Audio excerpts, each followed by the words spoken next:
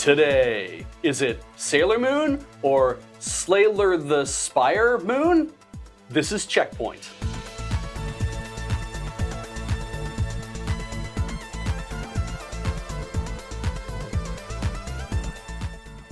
Hello and welcome to CheckPoint, broadcast at our usual time of whenever the hell we want. That's right, Grandpa. We're not part of your stuffy corporate temporal management system. Yeah, CheckPoint will not be put in a box, especially not the kind of box that tells people when the show is on.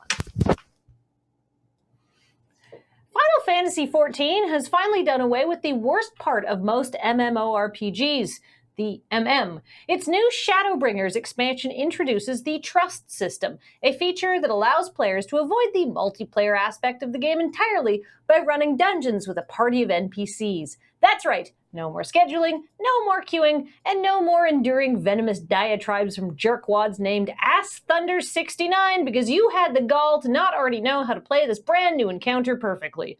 But there are some drawbacks. Running a dungeon with a party of NPCs takes longer than if you were to do it with actual meat people, and if you get KO'd with your party of NPCs in a dungeon, it's a wipe and you have to start again. I mean, that's it. There's obviously no other drawbacks. I'm super excited to see if this new style of game, which I guess I'm going to call an RPG, proves to be successful. Continuing with the months-long coverage of the rumor that Nintendo will soon be announcing another model of the Switch, it's no surprise to see yet another once respectable website join the fray. What's surprising, though, is this source, Nintendo.com. The rumor Nintendo Switch Mini, referred to here for some reason as the Nintendo Switch Lite, has appeared in several places on Nintendo's own website with no action by Nintendo to pull it down or even redirect traffic somewhere else. We here at CheckPoint have been investigating this unusual story for minutes and have narrowed down all possible explanations to two. First, this may be some sort of elaborate prank, timed to coincide with Tanabata celebrations in much of the country. I haven't heard of Tanabata having a tradition of playing practical jokes, but there's a lot I don't know about Japan. Nintendo is based in Kyoto, which is in the Kansai region, and the Kansai dialect, or more specifically the Osaka-ben dialect, is widely used by Japan's funniest comedians, so this could just be Nintendo leaning into the oft-repeated rumors by having a hearty laugh. I mean, come on, this is obviously a joke. They called it the Switch Lite and not the more correct Switch Mini. Second, it's hackers. Angry, Switch-obsessed hackers have been incensed by Nintendo not obeying their rumors, and these hackers have taken it upon themselves to gin up elaborate ad copy, photos, and commercials of beautiful young people playing with what could only be CG renders, since this so-called Switch Lite obviously doesn't exist. And the fact that it's still up is because Nintendo hasn't been able to log in to repair the website because they can't remember the 12-digit passcode they were assigned.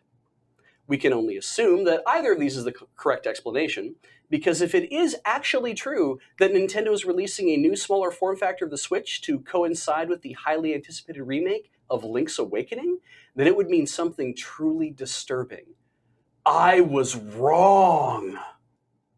Online game key marketplace G2A found itself in some hot water this week. And not for selling stolen game keys or having purposely confusing and Byzantine cancellation procedures designed to trap users and auto-renewing subscriptions, and also not because several indie developers have asked people who are considering purchasing their games through G2A to just pirate them instead. No, they're in trouble this week because they got caught trying to bribe journalists for favorable coverage. Yikes! You see, G2A sent out an email to 10 different outlets with an interesting and extremely unethical proposition. We have written an unbiased article about how selling stolen keys on gaming marketplaces is pretty much impossible, and we want to publish it on your website without being marked as sponsored or marked as associated with G2A. It is a transparent and just review of the problem of selling stolen keys. According to G2A, those emails were definitely not authorized, and the person responsible is going to face strict consequences, as this is absolutely unacceptable that they got caught.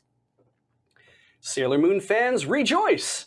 Decades have passed since we've had a decent Sailor Moon video game, so it's a welcome relief to see the launch of Sailor Moon Slay the Spire. In it, you play as Sailor Moon fighting against evil, as that's her thing. You build a deck of Sailor Moon-themed ability cards and have turn-based battles in a roguelike dungeon crawler.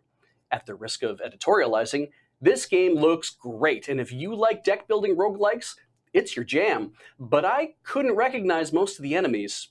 Granted, there's 200 episodes of the original anime run, not to mention several volumes of manga, and 3 movies, so there's a chance that there's a lot of monsters of the day that I'm just forgetting. But the story doesn't seem terribly familiar either, so I'm assuming it's like the Super Famicom RPG where they just created another story so they could build a game around it. Chances are good this might even be meant to fit into the plot of the new Sailor Moon Eternal movie that was just previewed. Slay the Spire is also a weirdly aggressive name for a Sailor Moon video game. This could be one of those localization errors, but I haven't seen any information for the game in Japanese, so I can't say for certain what the original title is. Regardless, it's been too long since we've had a Sailor Moon game with this kind of polish and replayability. People are already modding it to introduce different characters and card sets, and while I'm not a fan of seeing people muck up a perfectly good game with their own Sailor OCs, it's really exciting to see Sailor Moon trending again. Beej, this game was in early access in 2017. I could have been playing it for the last 2 years. Oh my god, what kind of Sailor Moon fan am I? No. Haven't you seen Adam play Slay the Spire? Adam likes Sailor Moon?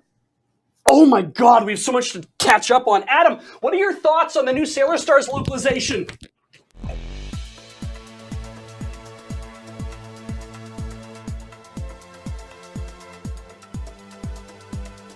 Coming up, Cuphead, the game that was painstakingly hand-animated to look like an old classic cartoon, is being adapted by Netflix into a real cartoon that will not look like the video game or a classic cartoon. How's the story going to be? You see, GTA sent out an email to 10 different outlets with an interesting and extremely unethical proposition. Can I start my story again?